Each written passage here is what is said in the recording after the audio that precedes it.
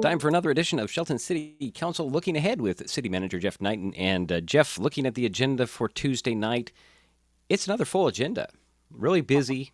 Yeah. Got a couple of hearings, some resolutions, policy update. Yeah. But the things that I want to talk about are at the bottom of the agenda. Let's talk first about the contract for outsourcing jail space. Yeah. So this is a huge deal for us. We, during the budgeting process, well, actually, a little bit before that, for a long time, tribal nations that had jail facilities, and there are a couple, had a provision which is standard, when you're working with tribal partners that they have sovereign immunity, which means basically if anything happens, uh, the person can't pursue the tribe, they can only pursue the city. So that was kind of a stopper for a lot of places in terms of outsourcing the jail facilities. We had other places, the Lewis County Jail that we had talked to. I know previously that the county had worked with Yakima County Mm. for their jail facilities, but nothing too close. And the Lewis Jail facility was running into capacity issues too, very similar to what we have here in Mason County. And then about 7 or 8 months ago, Chief Beeson was having a conversation with another police chief in Lakewood, I believe, and found out that for the jail, specifically for the jail at the Nisqually facility, they had taken out that sovereign immunity just for that jail piece. It's like, great, let's jump on that because we need to have the ability to hold folks accountable. We looked at our budget during the budgeting process, and council felt strongly enough as part of their strategic goals that community safety was a major piece of their strategic goals, that they authorized use of some of our reserves for housing inmates at the Nisqually facility. So we were able to get that done. We were very grateful to the Nisqually Tribal Council for approving our contract, and the city council will have final opportunity to approve the contract on next Tuesday night, and we're pretty excited about that. Our officers are pretty excited about that as well. Is there a major difference between the contract with Nisqually and what you had with Mason County, or is it's apples to oranges? It's in some ways they're obviously both jail facilities, but the contract we have with Mason County, we pay for a standard flat rate every month for up to 7 beds, and two of those are what's called any beds, and meaning we can put anyone in there we like. The other five are strictly for city violations. The problem that we were running into is there's not a whole lot of space at the Mason County Jail. They're at capacity issue, or they're at capacity. They, like everywhere else, is having problems with staffing and finding people that want to do that type of work, which can definitely be difficult.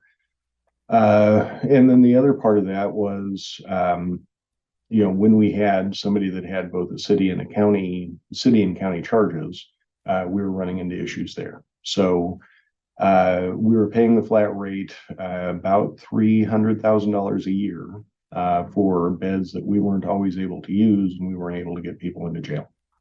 And you've heard some of those stories, I'm sure. I've told a couple of council meetings about the things that have happened, and but we're excited with the Nisqually facility because it's a per diem. So if we have nobody in there, we pay nothing. And if we have 10 people in there, we pay for 10 nights or 10 beds for the evening, or for however long it takes. And that's where it comes into okay, what do we have? What do we expect to have to pay to hold the people accountable that we know are out there with warrants, that valid warrants, and be able to house those people and have them talk to our judge and figure out how they're going to address their issues. Jeff, the other item I wanted to talk about is says down here alternative response team grant acceptance. Yeah. There's a little bit more than just that, and there's a different term that came out last week, I believe. Yeah, so that one, we had our homelessness task force with members of the community with a wide variety of perspectives because we wanted to be able to get everybody in the same room looking at the same solutions when maybe they're starting from a different place.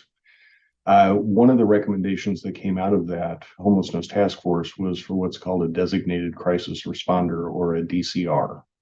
DCR under Washington state law that was adopted in the 70s is the only person empowered by the state to involuntarily commit someone that is a danger to themselves or to others.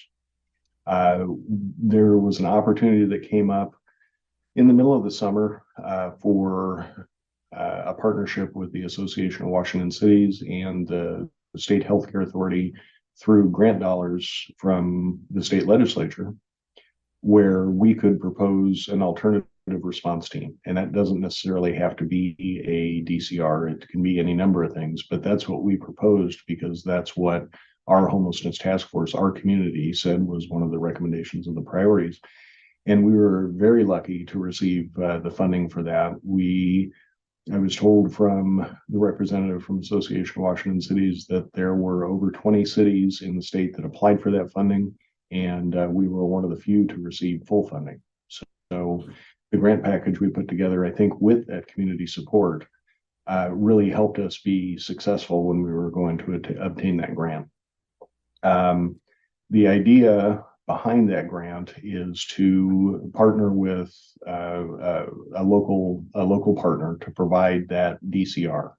So the DCR can only be employed by an emergency room, a healthcare provider.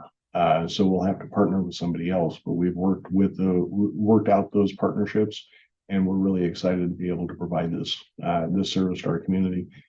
What we've had is a DCR that's based in Lacey, and that's a good drive away. You don't know if they're tied up, and sometimes talking with people in the community, they've had to wait several hours before a DCR can come out, and then the issue, the person's either gone or no longer in the mental health crisis.